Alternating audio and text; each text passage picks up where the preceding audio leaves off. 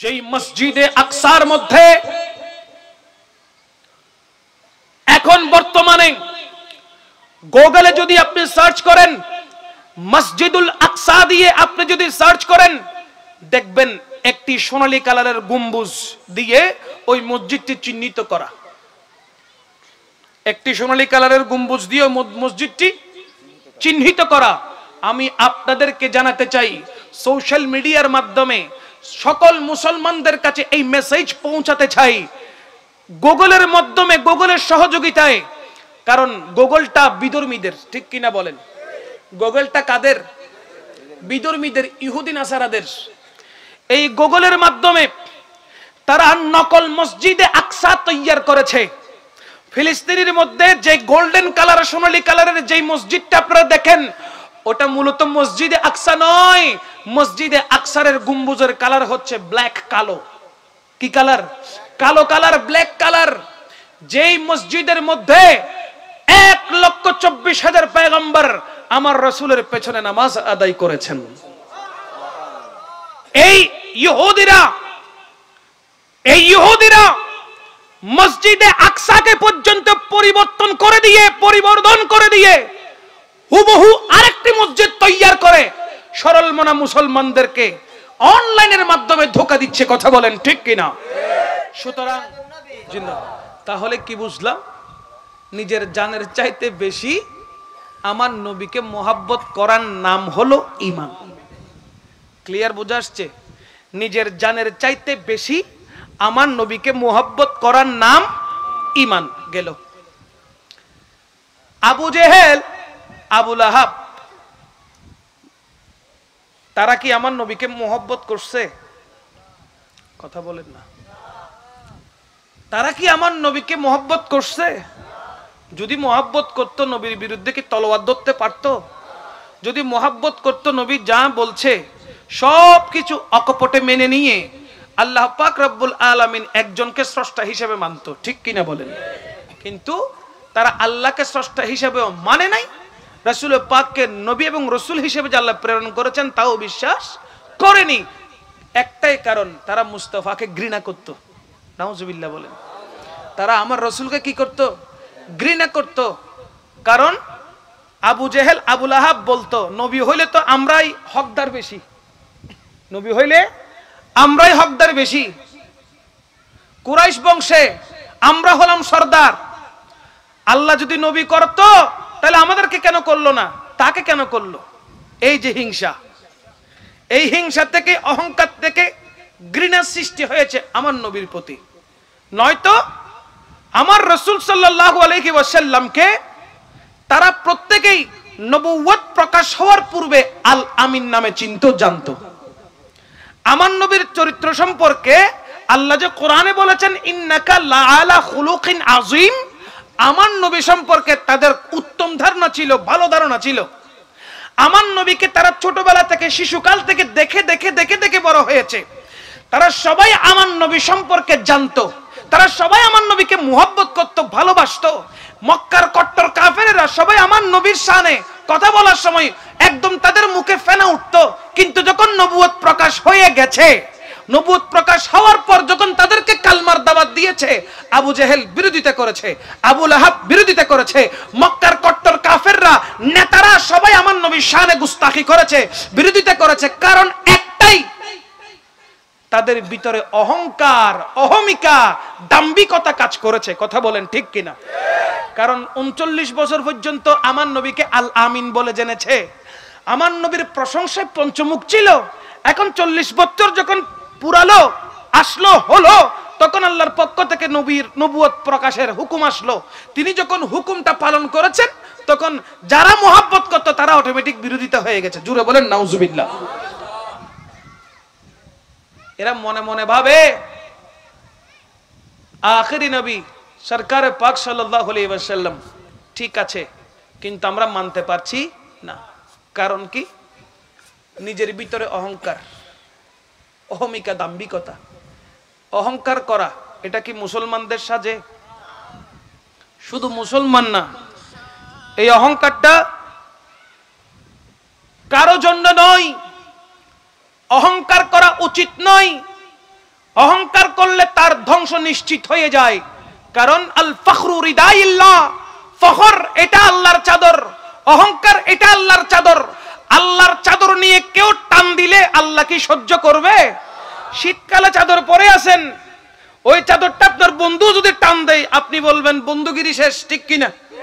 শীত লাগছে, শরীর কনকন করে কাঁপছে, চাদর মুড়িয়ে বাঁচি না, তুই আমার থেকে টান দিয়ে চাদর নিয়ে নিচ্ছিস, যা, তোর সাথে আমার আর কোনো সম্পর্ক নাই, বলবে কি বলবে না? আমাদের এমন হলে। আর ফখর অহংকার এটা তো কার চাদর বলেন না? কার? এটা আল্লাহর চাদর। এই অহংকারটা শুধু আল্লাহই করবেন, আর কোন সৃষ্টি অহংকার করার কোন সুযোগ। আমার আল্লাহ বলতে লাগলেন অহংকার আমার চাদর, সুতরাং এই চাদর নিয়ে কেউ টানাটানি করলে তাকে রেহাই দেওয়া যাবে না। সুতরাং মক্কার কাফেরেরা ইসলাম ধর্ম গ্রহণ করতে পারে নাই, হক জানার পরে হক বুঝে নাই, হক দেখার পরে হক দেখে নাই, হক শোনার পরে হক মানে নাই।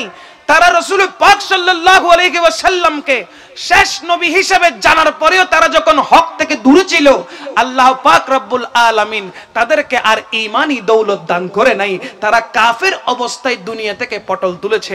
চিৎকার দিয়ে বলি আল্লাহু আকবার। এজন্য বলি নবীর শানে গুস্তাখি করলে তার ঈমানও নসিব হয় না। নবীর শানে গুস্তাখি করলে, বিয়াদবি করলে তার ঈমান নসিব হয় না। আর যারা ঈমানদার তাদের সাথে বেঈমানের সাথে কোনো সম্পর্ক থাকতে পারে না। আজকে বড় দুঃখ লাগে, বড় কষ্ট লাগে, ফিলিস্তিনের জমিনের মধ্যে মসজিদে আকসাকে ঘিরে ইহুদিরা, কাফেরেরা চতুর্দিক থেকে মুসলমানদেরকে আক্রমণ করে লাশের বহর বানিয়ে দিয়েছে। মুসলমানরা বলতে লাগলো মসজিদে আকসাকে রক্ষা করার জন্য যদি আমরা ফিলিস্তিনবাসীরা সবাই যদি ইন্তেকাল করি, শহীদ হয়ে যায়, তারপরও মসজিদে আকসাকে কখনো ইহুদিদের দখলে আমরা যেতে দিতে পারি। আহা, যেই মসজিদে আকসাকে ঘিরে ইসলামের কত সুন্দর সুন্দর ইতিহাস রয়েছে, ঠিক কিনা বলেন? যেই মসজিদে আকসার ভিতরে রাসূল আরবি সাল্লাল্লাহু তাআলা আলাইহি ওয়া আলিহি ওয়াসাল্লামের নেতৃত্বে, ইমামতিতে 1,24,000 পয়গম্বর প্রত্যেকই আমার রাসূলের পেছনে নামাজ আদায় করেছেন। বলেন না সুবহানাল্লাহ। কোরআন সাক্ষী, আল্লাহ সুবহানাহু ওয়া তাআলা কোরআনুল কারীমে ইরশাদ মুবারক করছেন, বিসমিল্লাহির রহমানির রহিম, সুবহানাল্লাযী আসরা বিআবদিহি লাইলাম মিনাল মাসজিদিল হারামি ইলাল মাসজিদিল আকসা। জোরে বলেন না আল্লাহু আকবার। ওই ফিলিস্তিন বাহিনী, ফিলিস্তিনবাসীরা মসজিদে আকসাকে নিজের জানের চাইতে বেশি মোহব্বত করে। কথা বলেন ঠিক কিনা? নিজের প্রাণের চাইতে বেশি মোহব্বত করে। যেই মসজিদে আকসার কথা কোরআনুল কারীমের মধ্যে এসেছেন, সেই ফিলিস্তিনের জমিনে আম্বে কিরামের বহর ছিল। মসজিদে আকসাকে ঘিরে দিন ধর্মের প্রচার প্রসার হয়েছিল। আজ জেরুজালেম ভাবছে মসজিদে আকসাকে যদি দখল নেওয়া যায়, মসজিদে আকসাকে যদি ধূলিসাৎ করে দেওয়া যায়, তাহলে ইসলামকে চিরতরে ধূলিসাৎ করে দেওয়া সম্ভব হবে। জোরে বলেন না নাউযুবিল্লাহ। তারা এটা জানে না, তারা এটা বুঝছে না। যতক্ষণ পর্যন্ত একজন ইমানদার মুসলমান থাকবে, ততক্ষণ পর্যন্ত কোন কাফের, কোন বেদিন, কোন ইহুদি, কোন নাসারা দিন ধর্মের উপরে সপরিমাণ আঘাত আনতে পারবে না। কথা বলেন ঠিক কিনা? মুসলমানের রক্তবিন্দু বেঁচে থাকতে কখনো কখনো কখনো কোনদিন দিন ইসলামের উপরে আঘাত আসতে পারে কারণ ইসলামকে যখন রক্ষার কথা আসে, হুজুর আরবি সাল্লাল্লাহু আলাইহি ওয়াসাল্লাম তখন নিজের বংশধরদেরকে সামনের দিকে অগ্রসর করিয়ে দিত। যখন ইসলামের প্রচার এবং প্রসারের কথা আসতো, তখন সাহাবায়ে কিরামকে সামনের দিকে অগ্রসর করে দিত। আমাদের ভিতরে ঈমান আছে না নাই বলেন? আমাদের ভিতরে ঈমানি জজবা আছে না নাই বলেন? আছে, আছে। আমরা বাংলার জমিন থেকে জেরুজালেমকে ধিক্কার জানাই, ইহুদিদেরকে ধিক্কার জানাই, তাদের ধ্বংস কামনা করি। কেননা আল্লাহ পাক রব্বুল আলামিন একজন আমাদের উপরে আছে না নাই? তিনি সবকিছু দেখছেন, তিনি সবকিছু অনুধাবন করছেন। এইভাবে জালেমের জুলুম যদি বেশি চলতে থাকে, আল্লাহর পক্ষ থেকে গজব আসতে দেরি হবে। আল্লাহ পাক রব্বুল ইজ্জত ফিলিস্তিনের জমিনকে হেফাজত করুন, মসজিদে আকসাকে হেফাজত করুন, ফিলিস্তিনের সমস্ত মুমিন মুসলমান ভাই বোনদেরকে আল্লাহ হেফাজত করুন। আল্লাহ ওই ফিলিস্তিনের জমিন থেকে ইহুদিদেরকে নাস্তানাবুদ করে দিন, আমিন। ইহুদিদের যেন কবর রচিত হয়ে যায়, ইহুদিরা যেন পালিয়ে বাঁচতে না পারে, আল্লাহর গজব যেন তাদের উপর অবধারিত হয়। আল্লাহ পাক মুসলমানদের ভাগ্যে সেই তৌফিক দান করুন। মনে আছে বাদশা আব্রাহার কি অবস্থা হয়েছিল? আলম তারা কাইফা ফাআলা রাব্বুকা বিআসহাবিল ফিল। আবাবিল পাখি দ্বারা বাদশা আব্রাহাকে আল্লাহ পাক সম্পূর্ণ নাস্তানাবুদ করে ফেলেছিল। কথা বলেন ঠিক কিনা? যেই মসজিদে আকসার মধ্যে এখন বর্তমানে গুগলে যদি আপনি সার্চ করেন, মসজিদুল আকসা দিয়ে আপনি যদি সার্চ করেন, দেখবেন একটি সোনালী কালারের গম্বুজ দিয়ে ওই মসজিদটি চিহ্নিত করা। একটি সোনালী কালারের গম্বুজ দিয়ে মসজিদটি চিহ্নিত করা। আমি আপনাদেরকে জানাতে চাই, সোশ্যাল মিডিয়ার মাধ্যমে সকল মুসলমানদের কাছে এই মেসেজ পৌঁছাতে চাই, গুগলের মাধ্যমে, গুগলের সহযোগিতায়। কারণ গুগলটা বিধর্মীদের, ঠিক কিনা বলেন? গুগলটা কাদের? বিধর্মীদের, ইহুদি নাসারাদের। এই গুগলের মাধ্যমে তারা নকল মসজিদে আকসা তৈয়ার করেছে। ফিলিস্তিনের মধ্যে যে গোল্ডেন কালার, সোনালী কালারের যে মসজিদটা আপনারা দেখেন, ওটা মূলত মসজিদে আকসা নয়। মসজিদে আকসারের গম্বুজের কালার হচ্ছে ব্ল্যাক, কালো। কি কালার? কালো কালার, ব্ল্যাক কালার। যেই মসজিদের মধ্যে 1,24,000 পয়গম্বর আমার রাসূলের পেছনে নামাজ আদায় করেছেন। এই ইহুদিরা মসজিদে আকসাকে পর্যন্ত পরিবর্তন করে দিয়ে হুবহু আরেকটি মসজিদ তৈয়ার করে সরল মনা মুসলমানদেরকে অনলাইনের মাধ্যমে ধোঁকা দিচ্ছে। কথা বলেন ঠিক কিনা? সুতরাং আল্লাহ পাক রব্বুল আলামিন তাদের কৌশল সম্পর্কে জানে কি জানে না? তাদের কৌশল সম্পর্কে জানে কি জানে না? আল্লাহ নিজেই বলছেন, ওয়া মাকারুল্লাহ ওয়াল্লাহু খায়রুল মাকিরিন। আল্লাহর চাইতে বড় কৌশল অবলম্বনকারী আর কে আছে বলেন? আর কেউ কি আছে? আল্লাহ তাদের খবরাখবর জানেন, রাখেন। তাদের দিলের ভিতরে কি চলছে, তারা 100 বছর পর কি করবে, 200 বছর পর কি করবে, 500 বছর, 1000 বছর পর কি করবে, তাদের হৃদয়ের মধ্যে কি চলছে, সব আল্লাহ জানে কি জানে না।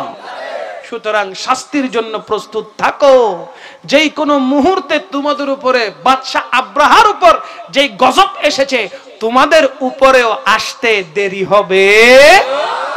বলতে চাই, নবী প্রেম যখন ফিলিস্তিনিদের বুকের ভিতরে যখন আসে, তখন তারা তাজা রক্ত বিসর্জন দিতে দেরি করে না। কথা বলেন না ঠিক কি না? তখন তারা বুকের তাজা রক্ত ঢেলে দিতে দেরি করে না। কারণ কি?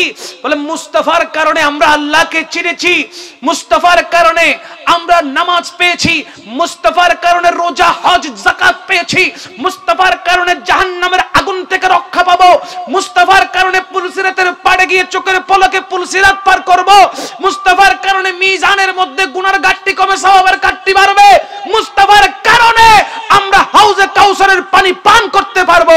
তো সেই মুস্তাফাকে, যাকে কবরে, হাসরে, পুলসিরাতের পাড়ে প্রত্যেকটি স্থানে যার শাফাআত উম্মতের জন্য বরাদ্দ থাকবে, ওই নবী নবীর জন্য কেন নিজের জান দিতে পারবো না? কথা বলেন ঠিক কি না?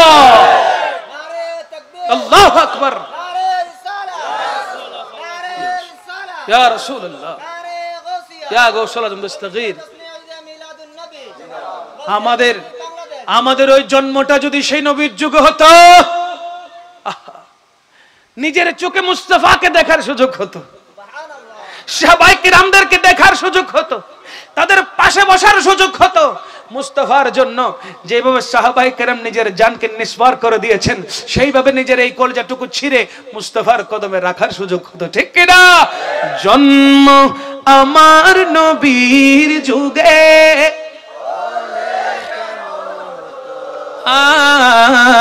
জন্ম আমার নবীর যুগে, বলেন না, বলেন না। দুনয়নের রাসূল পাক দেখলে কেমন গত, দুনয়নে রাসূল পাক দেখলে কেমন গত, জন্ম আমার নবীর যুগে হতো, জন্ম আমার নবীর যুগে।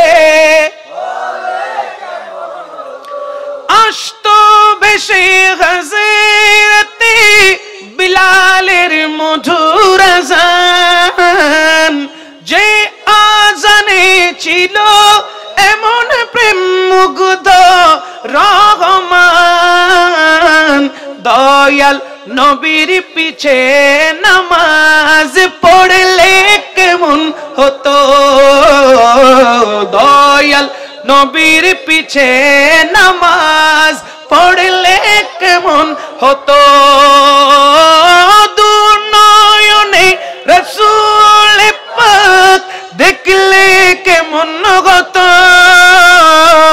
জন্ম আমার নবীর যুগে,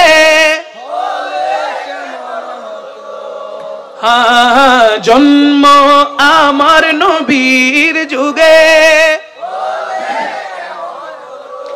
দিনই কত আলোচনায় থাকতাম আমি অধম, সামনে রাসূল পাক হতো, পাশে সাহাবাগণ, আবু বকর উমর উসমান আলীর সঙ্গী কেমন হতো, আবু বকর উমর উসমান আলীর সঙ্গী কেমন হতো, দুনয়নে রাসূল পাক দেখিলে কেমন হতো,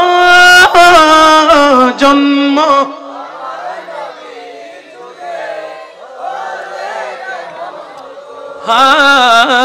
জন্ম আমার নবীর যুগে হলে কেমন হতো। সালাতুনিয়া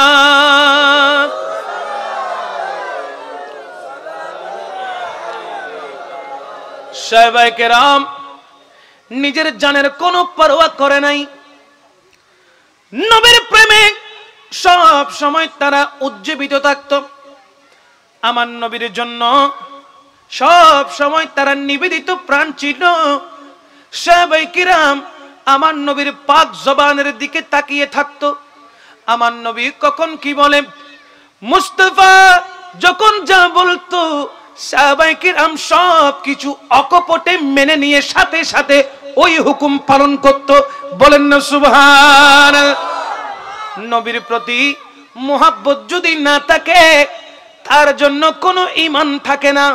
যদি ঈমান না থাকে তার কাছে কোনো আমলের দাম নাই।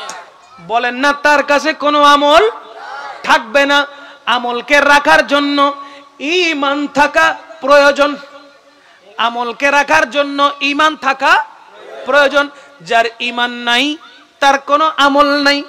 যার ঈমান আছে কম সংখ্যক আমল করলেও পরকালে মুক্তি পাওয়ার চান্স আছে না নাই? জোরে কন্যা আছে না নাই? সাহাবায়ে কেরাম ভালো করে জানতেন। প্রত্যেক সাহাবায়ে কেরাম আমার নবীর কদমে নিজের জানটাকে কুরবান করে দিতেন। হযরত সাইয়্যিদুনা বকর সিদ্দিক রাদিয়াল্লাহু তাআলা, ওনার নাম আমরা জানি কি জানি না? জানো? জানো না? নাম কি? আবু বকর সিদ্দিক রাদিয়াল্লাহু তাআলা। আর শর্ট ফর্ম হিসেবে জানি দি সিদ্দিক আকবর। কি জানি? তিনি ইসলামের প্রথম খলিফা। ইসলামের বয়োজ্যেষ্ঠদের মধ্যে, পুরুষদের মধ্যে সর্বপ্রথম যিনি ঈমান এনেছেন তিনি হযরতে আবু বকর সিদ্দিক। আমার নবী রাহমাতুল লিল আলামিন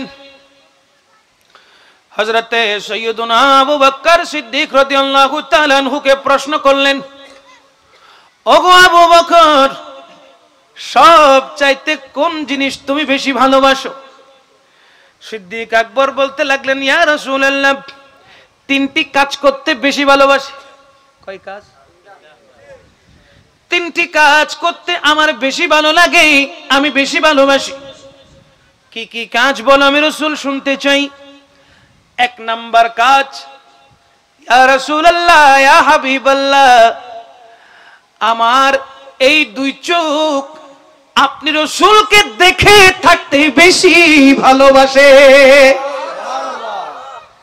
আমার এই দুই চোখ আপনি রাসূলের নূরানী সুরতের দিকে তাকিয়ে থাকতে আমার বেশি ভালো লাগে।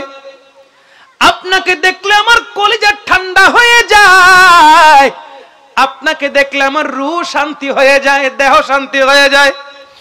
ওগো রাসূল, সামান্য পরিমাণ আপনি যখন বিশ্রাম নেওয়ার জন্য নিজের কামরা শরীফে যান, নিজের রুম মুবারকে যান, ওই সময়টা আমি আমার ঘরে যাই, আমি চিন্তা করি আমার নবীর ঘুম কখন শেষ হবে, আমি আবার কখন আমার নবীর খেদমতে হাজির হতে পারবো, আমার নবীর কখন বিশ্রাম শেষ হবে, আমি আবার কখন আমার নবীর খেদমতে হাজিরি দিব।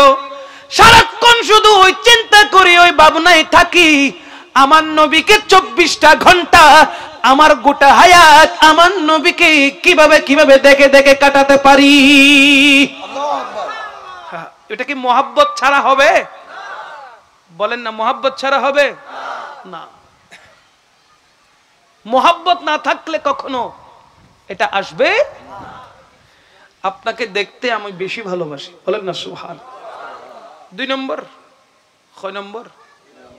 দুই নম্বর, ইয়া রাসূলুল্লাহ, দুই নম্বর কারণ, দুই নম্বর কাজ, আমার যত ধন দৌলত আছে, টাকা পয়সা আছে, সম্পদ আছে, আমার যত জায়গা জমি আছে, যা কিছু স্থাবর অস্থাবর রয়েছে, সবগুলো দ্বীনের জন্য, ধর্মের জন্য, আপনি রাসূলের প্রেমে কুরবান করতে আমি ভালোবাসি। ধন দৌলত কুরবান করে দিব, আপনি রাসূল পাক সাল্লাল্লাহু আলাইহি ওয়াসাল্লামের জন্য নিজের জানকে কুরবান করে দেব।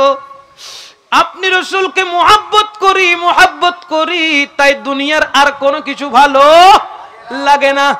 আপনি রাসূলকে ভালোবাসতে, মুহাব্বত করতে ভালো লাগে। আমাদের তো মন পরিবর্তন হয়ে যায়, কতক্ষণ ইউটিউব ভালো লাগে, কতক্ষণ টিকটক ভালো লাগে, কতক্ষণ মেসেঞ্জারে চ্যাটিং ভালো লাগে, কতক্ষণ হোয়াটসঅ্যাপে চ্যাটিং ভালো লাগে, কতক্ষণ ইমো ভালো লাগে।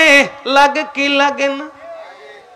নামাতে হ্যাঁ, আশা কথা কই ফেলিলা,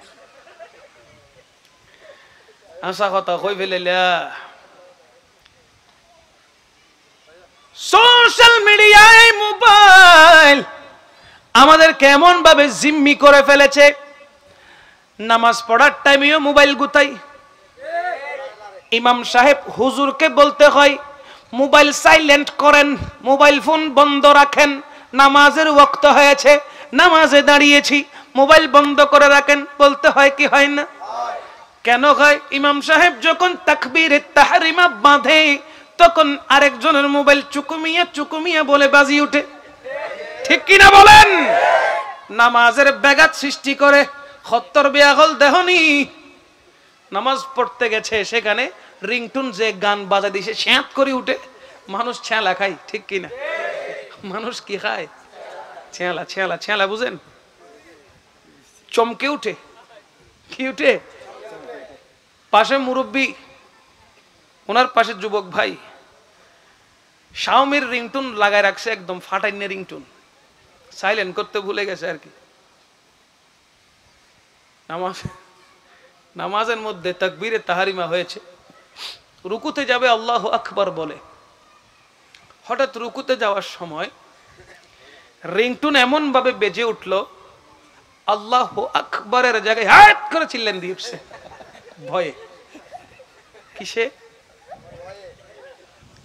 যার ফলে ইমাম সাহেব হুজুরকে বলতে হয় যে মোবাইলটা কি করেন, সাইলেন্ট করেন।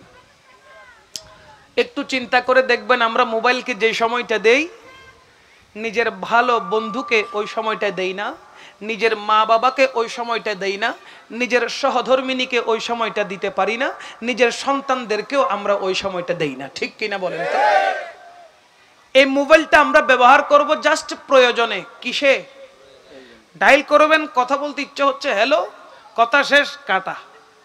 আগে মোবাইলের কলের রেট ছিল পার মিনিট 7 টাকা করে, ঠিক না?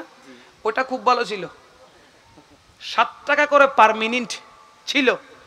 খালি কোন রকম সালাম তো দূরের কথা, ওড়ো আইও তাসে চলতে আসো না, 3000 কই হাড় দিয়ে শেষ। এখন উইতে বুঝছে না, বুঝাইয়া না নসায় কিয়া 30 সেকেন্ডের ভিতরে যদি হতা শেষ করি ফারি দেয়, তাহলে 3.5 টিয়া ভিতরে হামসারি বেলাইলাম নমাতে। ওই যুগটা খুব ভালো ছিল, বটম মোবাইল ছিল, বেশিক্ষণ টিপতো না, আর বেশি বোরিং লাগলে সাপকাল একটা ছিল, খুঁত খুঁত করে ওটা খেলতো। আর এখন অ্যান্ড্রয়েড সেট বাইর হওয়ার পরে ও বাজরে পাবজি, এত ফাপ বাড়াই দিছে, পাবজি পাবজি, আরটা কি ফ্রি ফায়ার আছে না নাই, এত জোরে জোরে খেলে, মানে মোবাইলের চার্জ শেষ হতে পারে, দিতের ব্যাটারি ঠিক আছে, সুকুর ব্যাটারি সুখ বন্ধই তো মগর, চার্জ শেষ হলে আবার লাগাই দিব গোসল করি। ঠিক কিনা? হ হিন্দি গুথর তার মায় বাদ দেয়, এ মারছো না মা, ইতে মারতে তুই কে মার। এখন মায় এসে বাদ দিবে লাই, মায় মনে করি ইতারে মারতো, হর জাড়ালে শুরু হই দেরে এবার, আসে না নাই? চোখ নষ্ট হচ্ছে, ব্রেন ড্যামেজ হচ্ছে, মুখস্থ বিদ্যা কমে যাচ্ছে, ব্রেন শর্ট হয়ে যাচ্ছে। খেলাধুলা বাদ দেন, খেলতে হলে ডাইরেক্ট মাঠে খেলেন। ঠিক কিনা? ফুটবল নিয়ে নামেন, কিশোর জীবন, নাবালেগ বাচ্চারা ফুটবল খেলো, ক্রিকেট খেলো, সময়টা 1 ঘন্টা খানিক কাটিয়ে নাও, আনন্দের মধ্যে কাটাও, বন্ধু বান্ধবদের সাথে বসো। মোবাইলে সারাদিন পরে থাকলে, মোবাইলে কিন্তু সবকিছু ভালো লাগে না। তাই আমার রাসূল সাল্লাল্লাহু আলাইহি সাল্লাম বলতে লাগলেন, নামাজকে মোহাব্বত করো, ইবাদতকে ভালোবাসো। সেটাকে ভালোবাসলে ইবাদত যখন বাড়িয়ে দিবে, আল্লাহ তোমার প্রতি রহমত করা বাড়িয়ে দিবে। নামাজে তুমি দাঁড়িয়ে যাও, কাকে খুঁজছো? বলে মালিককে খুঁজছি, যিনি সৃষ্টি করেছেন। আমার নবী বলে, আস-সালাতু মিহরাজুল মুমিনিন, নামাজে দাঁড়িয়ে যাও, নামাজে দাঁড়িয়ে যাও। মুমিনের মেরাজ হলো ওই নামাজ। নামাজে দাঁড়াও, তুমি এখান থেকে ডাক দাও, মালিক তোমার ডাকে সাড়া দিচ্ছে। বলেন না সুবহানাল্লাহ। দেখার নজর থাকলে দেখবেন, শোনার নজর থাকলে শুনবেন, বুঝার মতো হৃদয় থাকলে বুঝে যাবেন যে আল্লাহ আপনাকে দেখতেছে। বলেন না সুবহানাল্লাহ। এখন তো নামাজ পড়তে গেলে আমার কিশোর ভাইয়েরা, যুবক ভাইয়েরা 2 রাকাত পরে কিভাবে দৌড়াই ঘরে চলে যাবে ওই চিন্তায় থাকে। ঠিক কিনা বলেন? খতিব সাহেব খুতবা দেওয়ার সময় তারপর ওযু বানায় ঢুকে, নামাজ শেষ, সালাম ফিরানো দেরি, দাসুনা জ্বলতে হড় সিন্নিদের সাহ। ঠিক কিনা? হো কোথায় সিন্নি দিচ্ছে, কোথায় জিলিপি বন্টন হচ্ছে, একটু দেখি, সালাম ফিরানোর সাথে সাথে আতফাতি দিয়ে দেশো না বেড়া। ঠিক কিনা বলেন? এন হদ্দিন মসজিদে জুমাত মিদ্দি মিলাদ কি ফরজ দেন কি বালা আছে, শহরত মিদ্দি সালাম ফিরানোর দেরি, জিতে দিবই তো খদায় তরতরি দিয়ে না, কেন করো যাই চিন্তা করি, ওটা জলদি আসো না, লই যা, আসে না নাই? এই জন্য আপনার টার্গেট হবে সাহাবায়ে কেরামের টার্গেটের মতো, আপনার টার্গেট হবে আল্লাহর মকবুল ওলিদের টার্গেটের মতো। কারণ তাদের টার্গেট ছিল আল্লাহকে রাজি করা, তাদের টার্গেট ছিল মুস্তাফাকে রাজি করা, কারণ এই দুইটা রাজি হয়ে গেলে দুনিয়াতেও শান্তি, আখিরাতেও শান্তি। সুতরাং সাহাবায়ে কেরামের ওই পবিত্র আমলটুকু আমাদের করার তৌফিক আল্লাহ দান করুন, আমিন। সিদ্দিক আকবর আরেকটি বিষয়ের কথা আমার নবীকে জানিয়ে দেয়, ইয়া রাসূলুল্লাহ, আমার মেয়ে আয়েশাকে আপনার জৌজিয়াতে দেওয়ার আমার বড় ইচ্ছা।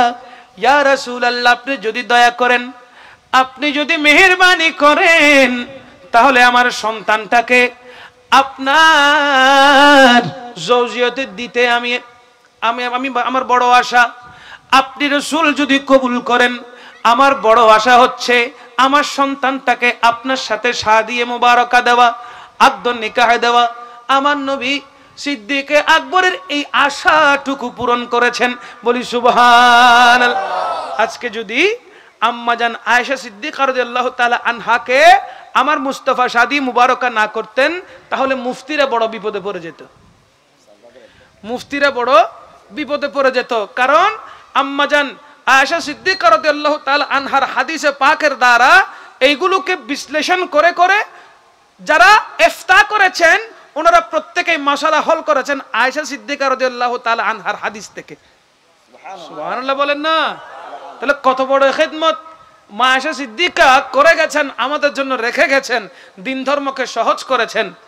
আমার আয়েশা সিদ্দিকা না থাকলে ফিকহার ফতোয়া দেওয়া বন্ধ হয়ে যেত, ঠিক কিনা বলেন? আয়েশা সিদ্দিকা রাদিয়াল্লাহু তাআলার কারণে সব সহজ হয়েছে। মুফতিয়ানে এজামরা সেখান থেকে